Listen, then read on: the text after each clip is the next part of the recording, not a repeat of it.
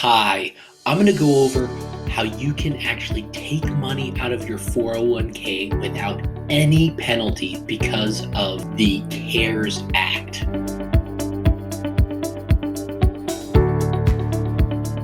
Hi, I'm Jamie with The Saving Secret, where I help you become more intentional with your money. If you're new to my channel, I help people save, help navigate investing, and make sure you're making the most sense out of your financial situation. If you're like many people who've been affected by COVID-19, whether you've been recently laid off from your job or you're finding it difficult to make ends meet, there are different scenarios out there that can help you make the most of your financial situation. And so today I want to go into the CARES Act. And one specific area is, does it make sense for you to take money from your 401k if you can get it tax-free?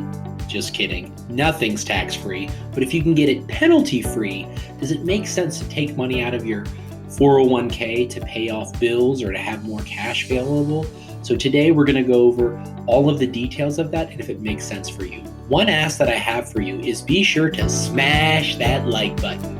It really helps me out. It lets me, who's a young YouTuber, continue to grow and have a meaningful impact in people's lives. If you're new to my channel, I would encourage you to check out and hit that subscribe button, because you might find some new videos that'll help you on your financial journey.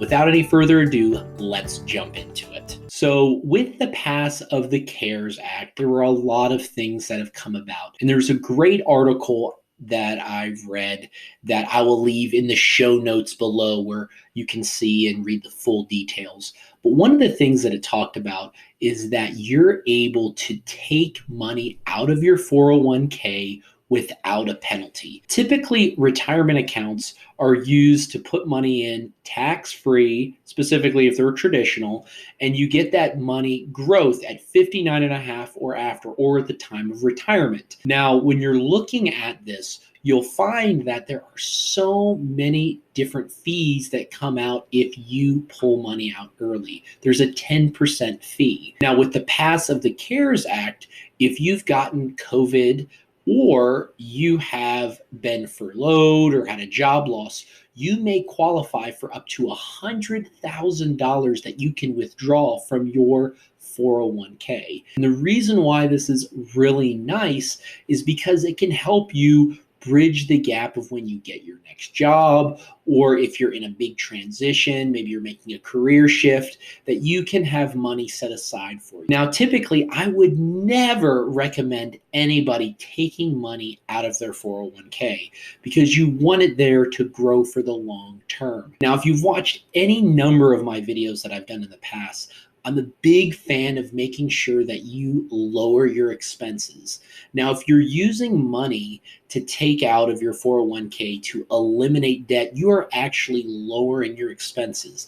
And this can help you for years to come. And again, that money that you have in your 401k, you're really not needing it until after 59 and a half. And so if you have debt, it really may be a good idea to look in what you need to do to take advantage in taking money out of your 401k to pay off debt. For example, let's say that you have $20,000 that you owe on your student loans, and you're required to pay $500 per month.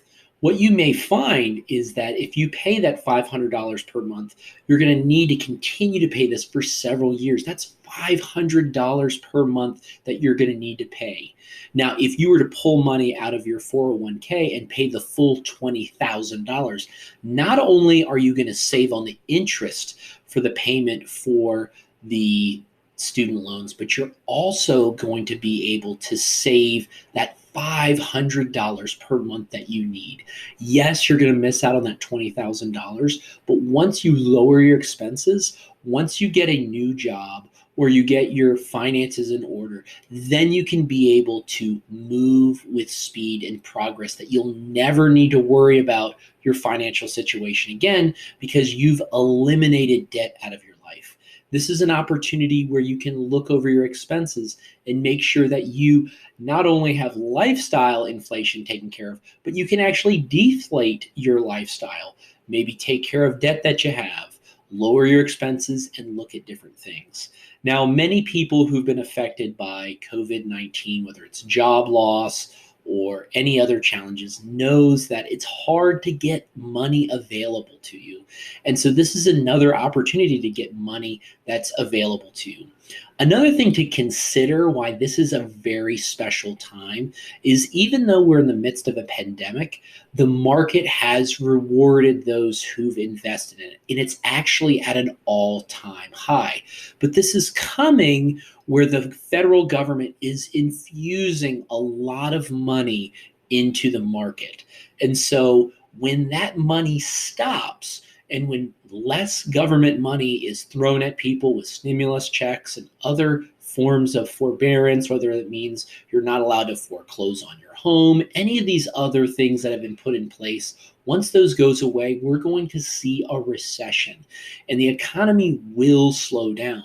And so it's not a bad opportunity to sell high, get rid of that debt that you have, and then restart the practice of buying your investments. So it's just an idea. It's not for everybody. Not everybody qualifies. But if you've been affected, whether you've gotten COVID, you've been furloughed, or had a job loss, this is something you may want to consider. Now, again, I know this is a little bit controversial. There's going to be people the die-hard Dave Ramsey fans that you never take money out of your 401k.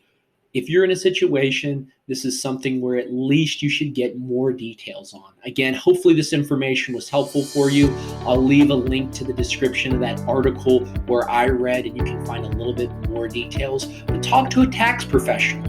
One of the things that's unique is, yes, you're still going to have to pay taxes on the money that you pull out of your 401k, but that can actually be spread over 3 years to make the tax implication not as grand as it normally would be. And again, you're avoiding that 10% penalty altogether. If you have comments or thoughts, feel free to write them in the comments section below. I'd love to know what your opinions are, if you think this is the worst idea, or if this information was helpful and maybe you'll consider it as you continue to make progress on your financial future. Thanks so much for watching. If you're interested, stay tuned for some of my other videos where I go into more depth on other videos.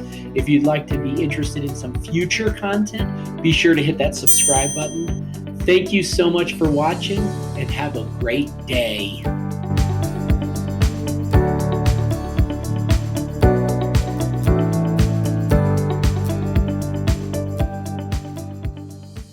And